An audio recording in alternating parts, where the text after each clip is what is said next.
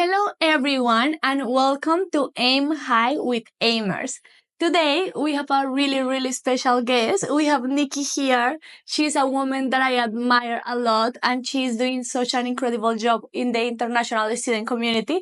And I want to know a little bit more about her story. She's going to tell us about her story in Australia. So, welcome, Nicky. Thank you so much. Thank you for having me. So, I want to start with where are you from? How do you arrive to Australia? Can you tell me a little bit of why you decide to come to Australia? So I was born in Argentina and I moved to Australia 12 years ago, 12 and a half. And my goal was to do my master's in Australia. So I applied for a scholarship in Argentina and then I flew all the way to Australia with a working holiday visa to have a look at the country and then ultimately transition into a student visa to do my master's. But then when I was in Australia, I found out that I didn't get the scholarship. So I went to university anyway and did all my admission, process and everything because I thought I would do it anyway. And then at the end of the interview, the lady asked me, how am I going to pay for it? And then I asked her, how much is it? Yeah. I know you heard this story before. Yeah. And then when she said the number, I was like, what? Do you even have any kind of support or anything? So the journey ended up being longer than I anticipated. But then, I got there in the end. Spoiler alert. And why you decide that Australia? Why not United States, Canada? Why Australia specifically? So when I was at uni in Argentina, I spent a semester in Spain. So that was the first time that I traveled and studied. And I love that combination of being able to travel and study. I thought that was like the best thing in the world. And my goal was also to improve my English. So I was sure that I wanted to move to an English speaking country. And I was looking America and England only because that's all I knew. Yes, that happened to all of us. Yeah, like right? we always think like, oh yeah, England, America, Canada, but we never think like Australia. Like to be honest, I'm gonna tell something. Before coming to Australia, I don't even think about Australia. Like I don't even know how it was, like anything. So I was the same. It was not in my radar. Yeah. And I was working at a business school in a university in Buenos Aires. And at my lunch break, I would go for a run with a friend. And my friend was coming to Australia. And he would talk to me about Australia all the time. Australia this, Australia that, Australia blah, blah, blah. And I was like, what is it about Australia? Do they speak English there? Where's that? That was how naive I was. I didn't even consider Australia at all. And the first time I Google searched, there was something about Australia that was interesting that I didn't have that with England or with America. And then the more I researched, the more I was attracted to this country. And then random things started to happen. Like I remember one night I was considering Australia this is like a new option that that you were adding to your list. Yeah. And I was looking at the videos of the universities and everything looked so cool. And then I went to a night market by myself in Buenos Aires, and they have these really long tables where you buy your food and you sit. So I buy my food, I sit down, and in front of me, there's a woman on her own as well. So I say hello, and she speaks with an accent, speaks Spanish with an accent. Nice. So I was like, she was like, hola. I was like, hola. And then she was from Australia. Oh my God. And then I was It was just meant to be. It was destiny. Yeah. Love it. Oh my God, that's actually incredible. So you decide to travel, you were in your work and holiday visa. What was your first work here? So I actually came with a working holiday visa, but I wanted to work in my field.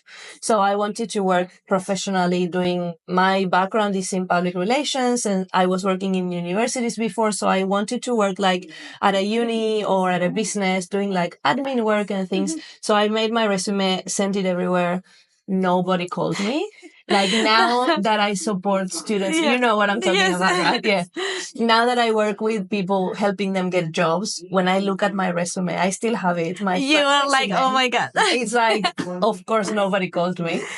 And then I needed to work. So I decided to change and look for work in hospitality, which was so scary because I didn't even know how to work in hospitality in Spanish, let alone in English. So I was YouTubing like how to Carry your 3 plates. carry 3 plates and how do you even say cutlery and how do I even take an order? What do you say to someone when you go, I Yes. didn't know anything. But I was like, I'm going to be the best waitress in Australia.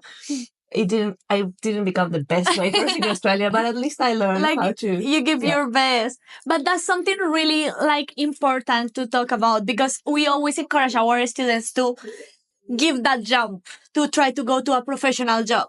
But no many, and I think especially Latin Americans, we have that fear because we are like, there is the language barrier, and so many of them have tried, but they have give 100 resumes, and then they are just losing their time because they are not receiving a callback.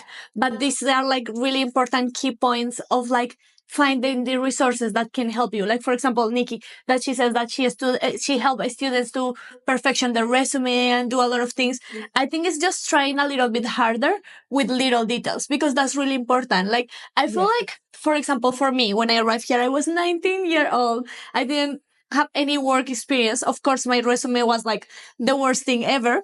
And I never tried to make it better. I was just going with the flow. But now that I am in a professional field, I always think encourage them to do that effort. We also, in the school, we do a lot of workshops for them to do the resume writing, which is you never think it will make such an impact, but it actually does. For sure. Because if you think about it, when we make a resume, and I think you will understand what I mean, because it sounds like you had a similar experience. Yes. When you make a resume, you think about what you did and you put it there, you look for the words you don't know, you just make a resume like that. But then if you think about the resume in the sense of how can I actually convince the person that I'm going to be giving this resume to, that I am the right person for the job, so they will receive a big number of applications, and you want to stand above the average, obviously, to get at least an interview. So it is I think an art of trying to put everything you did in your life in 1 or 2 pages. And also Australia has its own unique way of doing resumes. Things. Yes. There is so many students that come and they put their big picture in the resume. And there is not ideal, and it's actually not good to do it here, and they didn't know. So that is really good that they can use resources and come to places like a Student Hub to ask help. And this is another thing that I was going to talk to you. So Nikki here is a really incredible representative of the Student Hub. So I want her to tell us a little bit of what is a Student Hub, why students can come and get some help, get experience, everything. Can you tell us a little bit about it? Of course. I love this place so much. This is on the Gold Coast. The Student Hub, it's hard because in Spanish we don't have a word for hub. We say centro or something, but it's basically a space for students to come. There's computers, there's an area for them to study, there's free Wi-Fi, there's a coffee machine with free coffee. There's also an area with a Nintendo Switch to relax and chill. So it's basically a space for students to come and enjoy from 9:30 to 4:30. It's open Monday to Friday.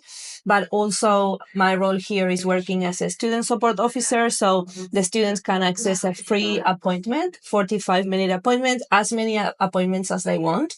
I always say, if I knew that this existed when I was studying, I was a student for 5 years.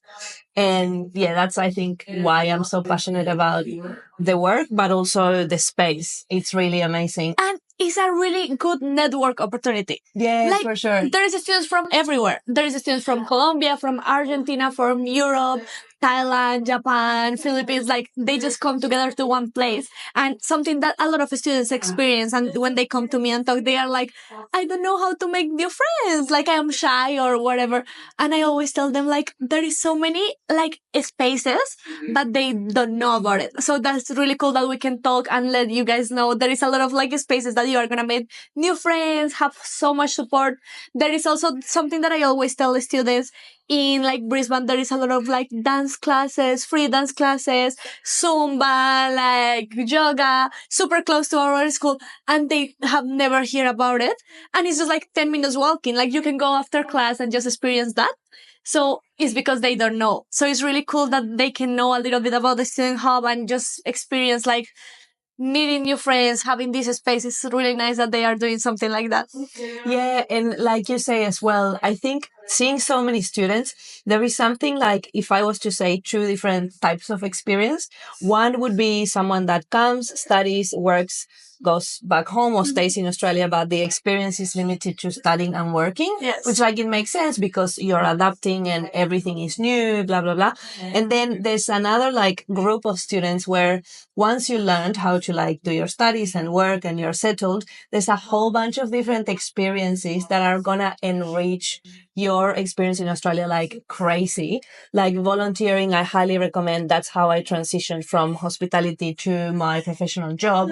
Doing volunteering, like participating in networking events. There's amazing organizations from the Latin American community, but also in general that are really supportive of migrants and international students to actually like develop and grow and do networking and Yes. get to meet people. And also the English level. When I just arrived, my English was terrible. I couldn't understand. It was very frustrating. And one of the things that really helped grow, like, not grow, sorry, increase my confidence and learn English was interacting with people everywhere, from like the lady at the supermarket Yes. to like, someone at the school or different activities. I think that really, really makes a difference. Actually, to be honest, I feel like didn't learn. Like I have such a nice experience in my English school, but that wasn't my main source of like English learning. It was until I have my hospitality job in like a coffee. I was like a manager in a coffee, and that's how I network and make my first professional job. But that's for another story. But just in that moment is when I realized like my English just goes super high because I was talking with people every single day, practicing, interacting, and that's really important. That's like such a key factor for students to like jump out there and give it like a try to speak to as many people as you can. And it's really different because I feel like in our countries we are really like close in a way. We have our group friend from when we were childs, everything. And you are here and you are like, I don't know anyone. I don't have any support system. It's such a cultural shock that you are like, I am in a totally different world, but it makes you grow and it makes you thrive as a person, which is really incredible. So do you have any like support coming here or just come completely by yourself? So I came here completely by myself. In the same year I was coming, it was five of us from the same workplace that were actually coming to Australia, which I thought it was very cool. I didn't know that the working holiday, you work in random things and then like, I just wanted to do my own thing. I wanted to work professionally. So I didn't know. I came by myself, but I knew other people that were coming here as well. But something I loved so much about being in Australia by myself is that it was like an opportunity to really reinvent myself or like really connect with, hey, like who am I? And when you're on your own, you get to know so many other people because Yeah. like And things about yourself. oh yeah, like that's the best. I think, in my opinion, that's probably the best Thing. ultimately, whether it is in interaction with other people or when you are on your own, like journaling or meditating or whatever you do, you get to know yourself like in a way that you've never done before. Yes, that's I was going to ask you something, but now that we are talking about this, like I feel like when we arrive here to Australia, we kind of have our own freedom.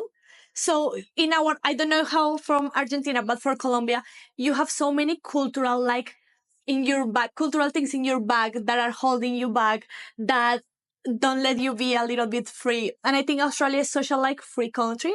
Like you can be without shoes walking on the street and people will be like, I don't care.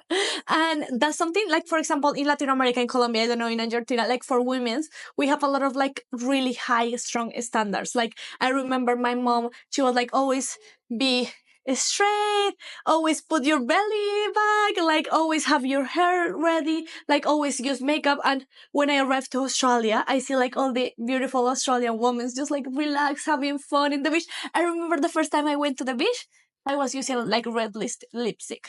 Like, I feel like Australian would be looking at me like, what? And then I realized like I don't need to carry this in my bag. And I start learning so many things about myself, like I just want to be myself. I just want to experience this because I love the culture of Australia. Like people is so relaxed, laid back. They let you like, okay, breathe, enjoy the moment, enjoy this experience. And that's something that I love about it. So what do you think about it? Have you have any like cultural shocks with Australia since you arrived? I think like the biggest culture shock, if you consider language as part of culture, which it is, was realizing that I thought my English was good. My English was very different to what it is now. I've been living here for 12 years, but when I just arrived, I did study some English in Argentina. So I thought, I can do this. And then I arrived and I actually couldn't understand. And I was laughing a lot, like, when you don't understand it, you're like, You get like that nervous, like, yes. so you miss a lot of like connections and information and conversations because sometimes you ask, like, excuse me, can you say that again? But if you don't understand like 80% of what someone is saying, and if you ask you're not 20 going times, to. Yeah, like, so I think the biggest, I had many, but I think the biggest culture shock was probably the English. the language and realizing that that was not enough for me to actually achieve what I initially wanted to achieve, which was doing my master's. There was no way that my English level was enough to complete my master's. And then on hindsight, I understand that makes sense that it took me 3 years until I got to uni. So in those 3 years, I improved my English a lot. And I also understood about the culture a lot. And yeah, so then it all like kind of makes sense. But and they start connecting together. Yeah. Like you start like noticing how different is everything when you learn the language. Yeah. And for me, it was really similar experience. Like I remember I arrived here and I was like, yeah, my English, like it's incredible. Not incredible, but I know like I have English. Yeah. And the first day when we have the orientation at the school, I was like I don't understand anything. And then what the things that you're saying, like you are missing out in so many things, like networking opportunities, and it's just like make you feel also like less confident about yourself because you want to communicate, you want to talk, and you are like feeling uncomfortable even with people, with Australians. I didn't have Australian friends until like my second year because when we have conversation, I didn't feel like that connection of like expressing my feelings 100%. But I feel like at your second year, you're starting like really improving your English, but you can improve it by just like making new friends, going to new places, trying to network. But it's such a interesting process. And it's really interesting how Australian English and American English and British English are totally different. Yeah. Like Australians speak really different to any other language. That's so true. I remember at the first couple of months in Australia, I was living at a house, and then 200 meters from the house, there was a bakery. So I would walk every morning to the bakery to get a bread roll to have my breakfast and then walk back. And then everyone would say like, "G'day, g'day." And yeah, I love telling this story because now it's so obvious. But then, by then, the first few days, everyone g'day, g'day. And then I was saying g'day back because they felt like g'day is a happy thing, like g'day, like a blessing, like g'day. So I say g'day as well, back to you. And then I Googled Gray, like g'day, g'day, Australia, something. And then obviously it took me like 2 days. It's not that I say g'day for like a month, but then I understood it's like good day. Beautiful. Such a nice story. So yeah, now But you that's know. so nice. Good day, good day, good day. It's just so beautiful. Yeah, so many things. And the way of them talking, it's just like really relaxed. They just make things together to make it easy. They are just going with the life with like a really happy environment. I feel like Australia have that. They have a really like calm, happy environment. Like they're really kind. So that's such a nice experience. Yeah. Mind you, like also I think generally speaking, I share with you that, and my experience was like that 100%. Sometimes in my work, I get to see different situations where people experience different things in Australia as well. So I think I tend to romanticize Australia because I am deeply in love with this country and I love it. And my experience has been like excellent in so many ways. interacting with people from here and also from people from different cultures that are living here. So it's been really beautiful. But also I have heard and held space in a way for people that have like different experiences. So I think by sharing all this joy that I can feel your joy when you're talking about Australia, I'm like, I'm the same. But also we don't need to we actually need to acknowledge that side as well. Yeah. Because I feel like a lot of students before coming to Australia see like the most perfect Australia. And it's not 100% perfect. Like there is also like bad moments, bad experience. You will go through a lot emotionally. Like that's something that I also want to ask you. Of course, we know the good, but have you gone through like not bad experience, but emotionally? Do you think it was like really difficult to a point that you were like, okay, probably I want to come back? Because I feel like every student's past go through that. Like we love Australia. It has so many beautiful things, but also you're without your family. You need to go through different jobs that you probably have never experienced. People will treat you a little bit different that they treat you back home. And I think it's the death of the ego. Like I feel Australia is that for me. Like I came here with a really big ego and it killed my ego and it made me realize like, okay, you are no one. Now you grow and you become someone by yourself. But a lot of people go through like a really heavy emotional like situation. And there is something that we also like recommend to all the students. Every time that you feel like you cannot hold that emotionally, always look for like people and friends and someone to talk to, because this is not an easy journey. That's why I feel like in my role as a student support officer, I see a lot of the like not the glamorous Instagram kind of story from students, and I know you have that as well, being in such close contact with the students. Oh my god, yes. And that's why I decided to start Entre Mundos, because obviously here it's a service for students on the Gold Coast, but then there's a lot of students everywhere else, From around the world, including people that are on different visas, not necessarily students. And I have experienced myself like the value of a conversation. Sometimes I don't even talk in the session. Sometimes I just listen to people, and that's what they need. Yeah, because it is like you're saying, emotionally you will go through a lot. Like it is an initiation in a way, like an initiation journey, like a process where you get to places that in your home country you may have gone through that as well. Like it's not the only way to achieve, self-development or self-inquiry. But when you're here, it's so lonely. Even if you create your networking, your networks and your friends and everything, but it's a pretty lonely experience, especially at the beginning. Yes, I think I would love to hear a little bit more about Entre Mundos. If you can tell us a little bit about this incredible initiative that Nicky has. Sure, I love it. So when I started working in the multicultural community, I became really passionate about this. Like we are all here and we all face similar things.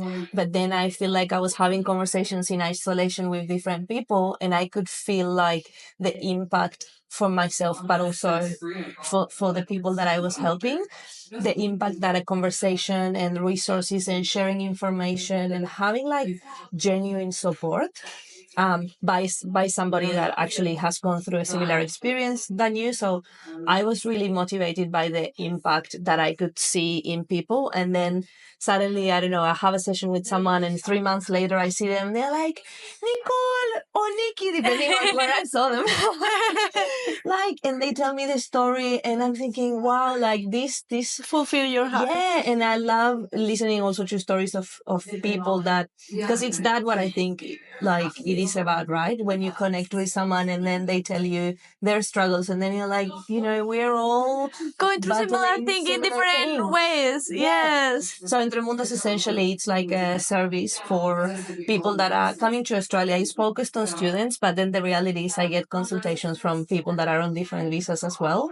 So I do some very practical things in terms of like helping them get jobs, and I have like a set of guides that you can download and read, and they have like useful information and links to like how to get your tax file number, your ABN, like all that kind of practical side of things.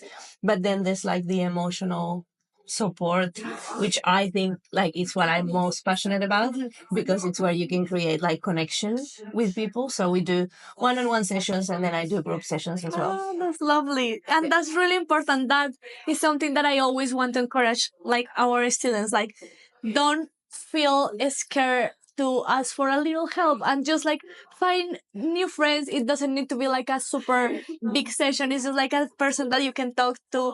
Because I feel like that happened to me a lot when I arrived. Like, I never tell my parents.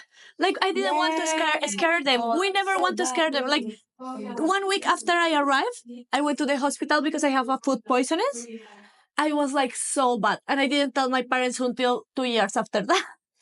And that was such a horrible experience. I remember I was like in the hospital by myself. Like, well, my agency take me there, which was really nice. But in like the hospital bed, I was with myself. I didn't have any friends yet, and I was just like, I wish I could be brave enough to talk to my parents, but I didn't want to make them feel worried.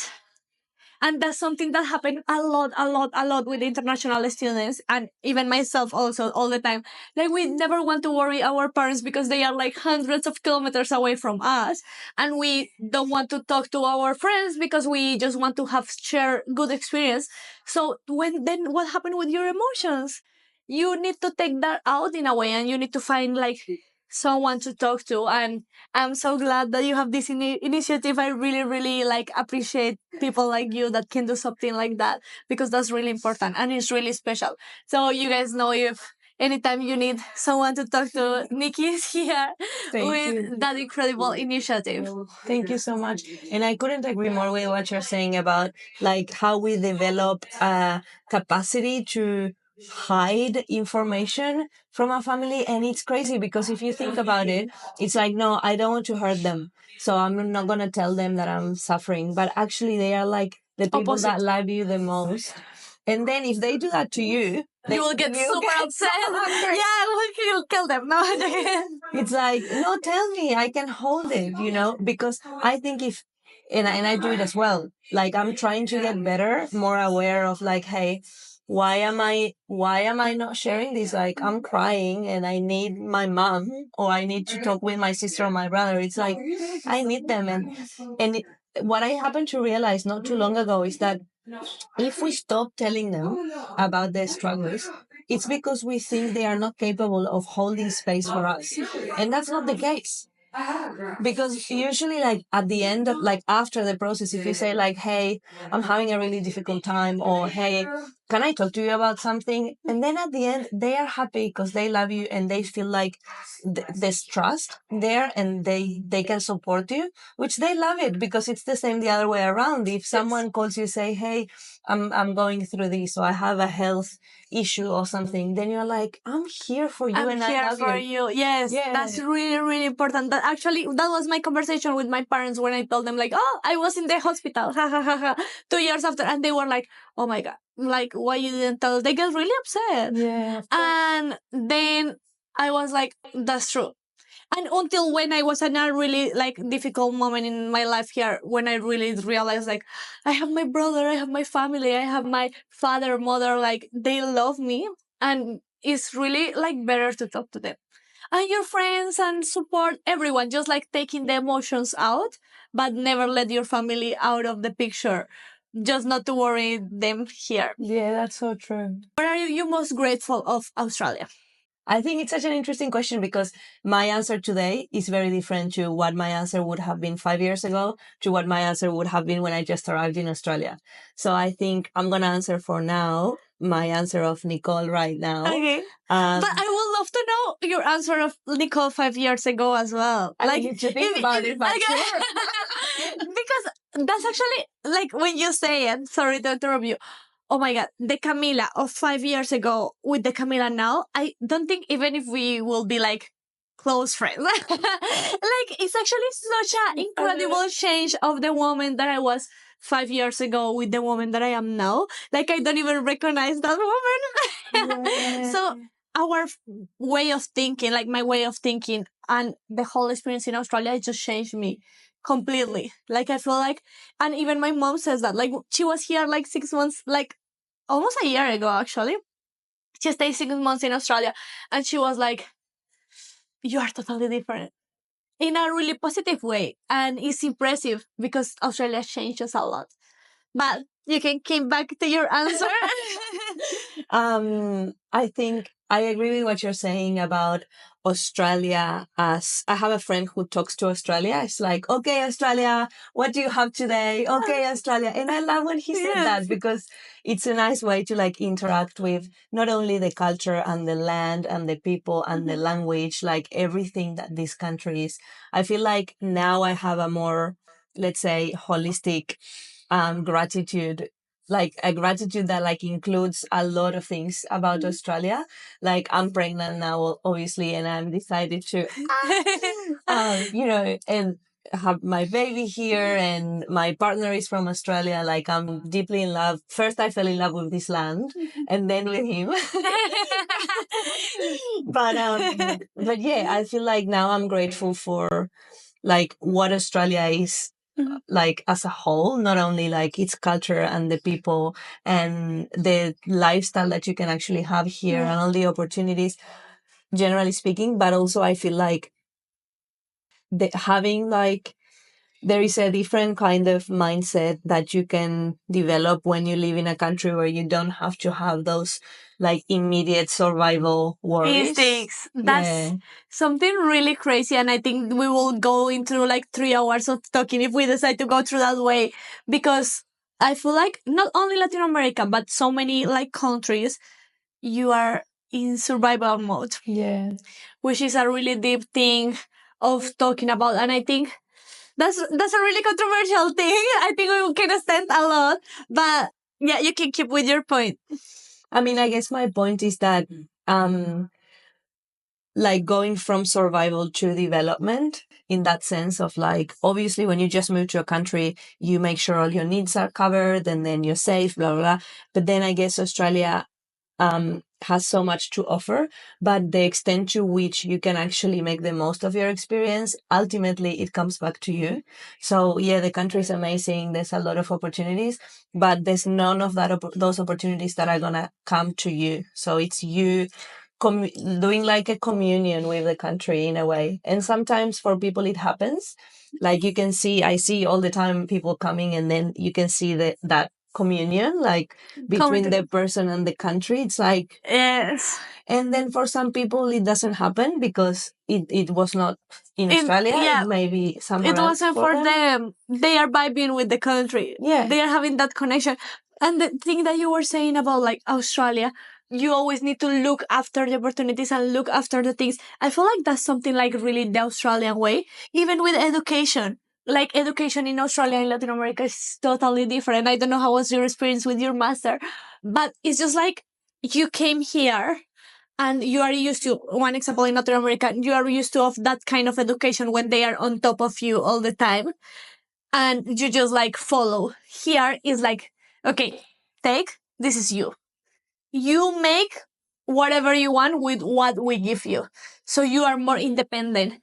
And that was a cultural shock for me when I did my university here. I was just like, it's easy, but at the same time, no, because I'm just like having so many like self-do, which I was not used to. But that kind of improves something about yourself as a human, that is like, you need to be independent. You need to start doing things and look after things by your own, which is such an incredible and different experience. But as you were saying at the beginning of the podcast, that's something that you can even achieve in your own country. It's not only Australia, but Australia kind of have an environment that push you to go in that way. And we love Australia so much. We love Australia a lot.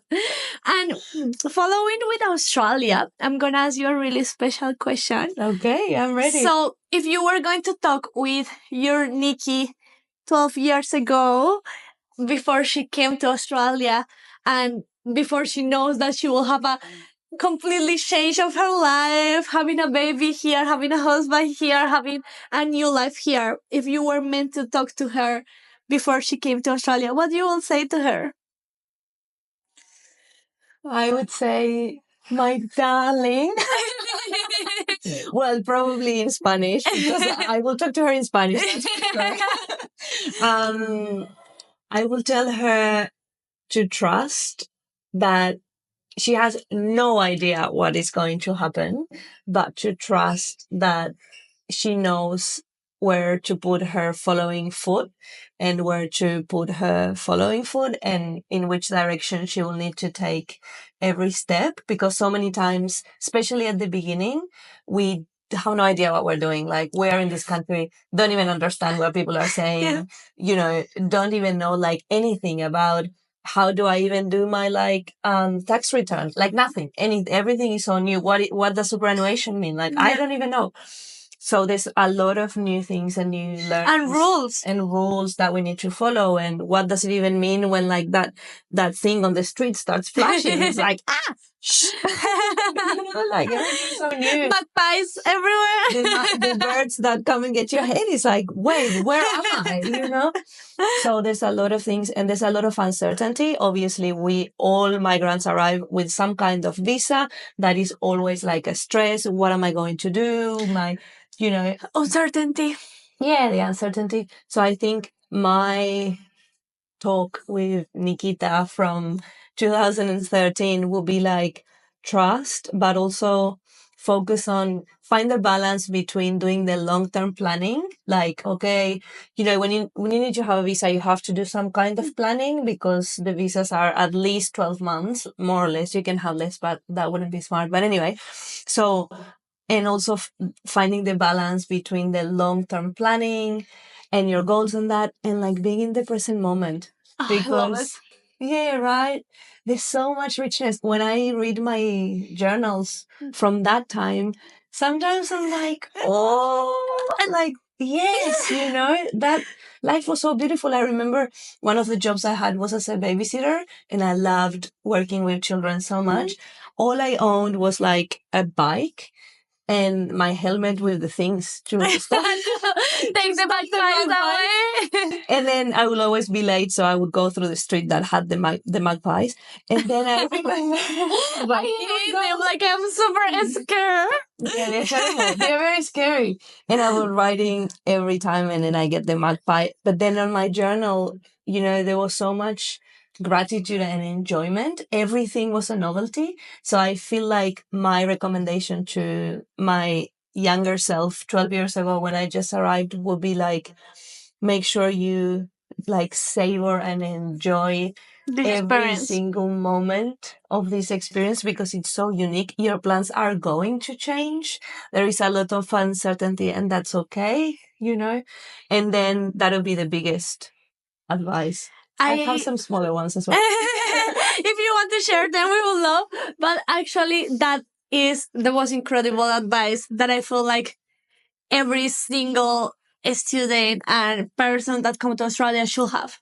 Okay, you need to have live in your present, but a little bit of planning, but no so much planning because you cannot control everything. So it's just like have a clear goal, maybe a dream, but at the same time go with the flow and enjoy this moment because so many people like kind of like focus on work, study, which is incredible, but at the same time it's like enjoy because you never know what the future have to you.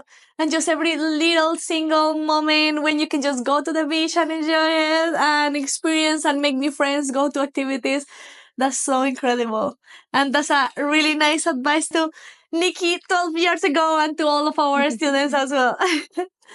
That's right. That's so nice. Well, thank you, Nicky. Before you leave, can you share with students how they can find you if they want to talk to you, if you're like social media or anything? Sure, thank you. So I am working at the Gold Coast Student Hub. So if you're a student on the Gold Coast, you can make a booking and come here or just come straight away and I'll help you make a booking. So in-person services are on the Gold Coast and then online through Entre Mundos. There's an Instagram account that, I'm offering services online for people that are not only on the Gold Coast, but anywhere in Australia and anywhere in the world. Thank you so much. Thank you.